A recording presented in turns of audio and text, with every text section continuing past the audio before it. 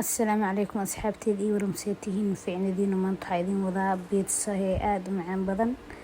وآد جلعسن ماشان waxaa iigu jirto leebito saliid maxaa la dhahaa sokor yar laba xabo ukun caano galaas kusoo qase caanaha qandac waaye maxaa kuu soo helay meeshaasna bur ayuu jiro burka qiyaasta adiga aad rabto qaso maxaa la dhahaa waxyaalihi soo cusubna ku dar laakiin ma idin tusinin teeda kale dad badan la yaabi doono oo dhihi doonaan maxaa waay cusubada lagu daraayo maxaa la dhahaa sokorta lagu daraayo biidsaha laakiin mar walba ma aragtay sokor yar aad ku darsatid wax walba qasaysid way macaanini dhadhan fiican ay u yeelee laakiin hadda meesha la waxba kuna ku darsaday leebitadii ku daray maxaa ku daray sokor yar maxaa la saliida ku daray ujeedin maano sokortan wax yar kareebe saliidan wax yar kareebe caanihi ku daraa inta bacdii si fiican isku soo qasayna mar walbana oo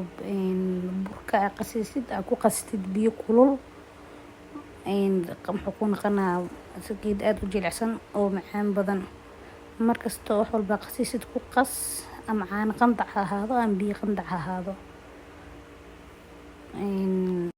si fiican u soo walaaqa si fiican u soo xashaa waa idin tusinaa marka dambe waana mujidin gacmayna u soo dhaqday shanta farood la galay akana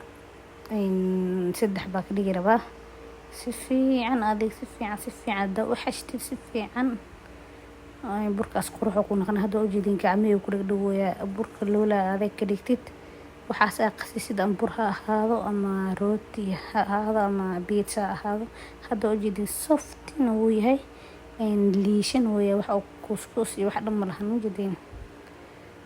kullee qofta markaas la joogta dareem karto laakiin kana fiican ujeedin marka isku soo noqonayna insha Allah si fiican loo sii habeynaa asxaabteeda isku soo noqonay anuu soo fidiyay mid koowaad waa kana waxay qaandada saan ku soo yeelay si oo dhaxda uu galo suugadan ma idin tusinin markaas meenay laakiin dhumar hadii aragteen waa idin soo gelinaa si fiican geesa ugu marmari geesa si fiican marka ugu marmarisid maxaa la ku soo darso waxyaabaha ay haysatid meeshan hadda waxa iigu jiro galeeda macaan jiis suugada kana anoo soo diyaariyay